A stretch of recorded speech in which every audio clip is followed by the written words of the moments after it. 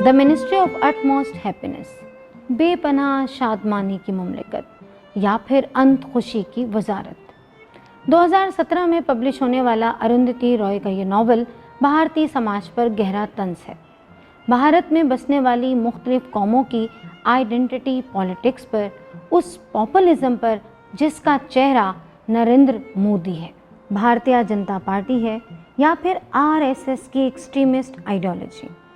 نفرت، caste system اور انتہا پسندی میں گندھا ہوا بھارتی سماج،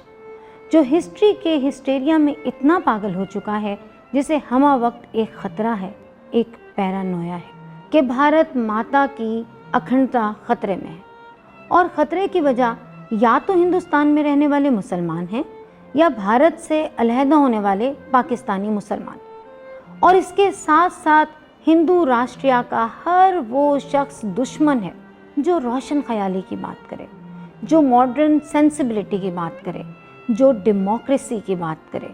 اروندھتی رائے نے بھارتی سماج اور سیاست کی یہ صورت دکھانے کے لیے جو کہانی بنی ہے وہ کچھ پیچیدہ سی ہے۔ دلی کی اجڑی ہوئی گلیوں کے عظمت رفتہ کے نوحہ خانوں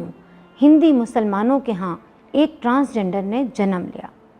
جسے اسلاف کی زنگ آلود تلواریں دکھا دکھا کر جنگ کا حسن سمجھایا جا رہا ہے، جبکہ وہ گھوڑے پر سوار کسی جنگی شہزادے کی فینٹیسی میں کھوئی ہوئی ہے۔ کہانی کا یہ اسپیکٹ ایک سب میٹافر ہے جس کے مطابق مسلم سماج اب امپوٹنٹ ہو چکا ہے مگر ڈینائل میں ہے۔ مجھ سے پوچھیں تو اروندھتی رائے نے عظمت رفتہ اور حال کی امپوٹنسی کی اپنے تئیں جو بائنری بنائی ہے اس میں تھوڑی گڑبڑ ہے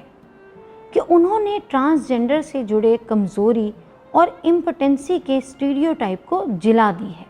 میں یہ نہیں کہہ رہی کہ اروندھتی رائے نے اپر کاسٹ مسلمز کے رہنساں کے ایگزیجریٹڈ نیریٹو کی توہین کر دی ہے، ایک پوری قوم کے ڈینائل کو ایکسپوز کر کے، مگر ایک ناولسٹ کو استعارہ سازی کے عمل میں شاید ضرورت سے زیادہ محتاط ہونے کی ضرورت ہوتی ہے۔ کہانی کا دوسرا اسپیکٹ کشمیر میں ہونے والے مسلمانوں پر مظالم کا کمال ہمدردی سے بیان ہے۔ ایک کشمیری نوجوان جو طالب علمی کے زمانے میں تلو نامی لڑکی کی محبت میں گرفتار ہو جاتا ہے۔ تلو جو اروندھتی رائے کا ہی اواتار ہے، ہندو اشرافیہ اور بیوروکریسی کی صفاقی کی چشمدید گواہ ہے۔ ریاستی ٹیررزم، کارپوریٹ بدماشی، پاپولزم، رائٹ ونگ سیاست کی آڑ میں جو مظالم ڈھا رہا ہے وہ نہ صرف کشمیریوں کا قتل عام ہے بلکہ طبقاتی کشمکش اور دلتوں سے نفرت کو اسرٹ بھی کر رہا ہے۔ کہانی کا یہ اسپیکٹ ایک دلت لڑکا ہے جو ظلم اور دہشت گردی کے اس چکر سے نکلنے کے لیے کنورٹ ہو کر مسلمان بن جاتا ہے اور اپنا نام صدام حسین رکھتا ہے۔ صدام حسین جس نے اپنے باپ کو موب لنچنگ کا نشانہ بنتے دیکھا، وہ اس ہجوم کا حصہ ہے جس نے اس کے باپ کو قتل کیا اور بدلہ لینے کے لیے ایک اور طرح کے تشدد اور دہشت گردی کو رومانٹیسائز کرتا ہے۔ اور یہ وہ بھارتی سماج کی کنفیوزڈ صورت ہے جسے اروندھتی رائے نے اپنے ناول میں کیپچر کیا، اور بتایا یہ ہے کہ یہ کنفیوژن اتفاقی نہیں بلکہ اپر کلاس ہندوؤں کی کریٹڈ کنفیوژن ہے۔ اس ناول کی کامیابی یہ بھی ہے کہ اس میں ہندو سماج کی بنیادی برائی،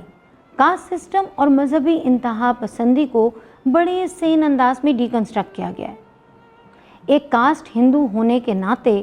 نچلی ذات کے ہندو اور مسلمانوں نے ان پر یہ اعتراض بھی ضرور کیا ہے کہ ان کی آواز کو ایک کاسٹ ہندو ہی کیوں بلند کرے گا۔ یہ وہی سوال ہے جس کا جواب مشہور فلسفی گایتری سپواک نے بھی تلاشنے کی کوشش کی،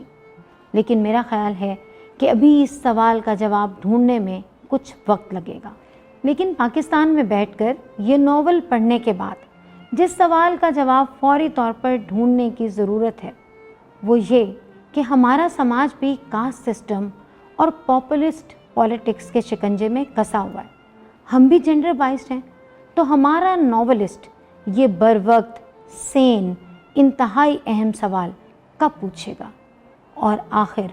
کب ہم ان سوالات کے جوابات دینے کے قابل ہو سکیں گے۔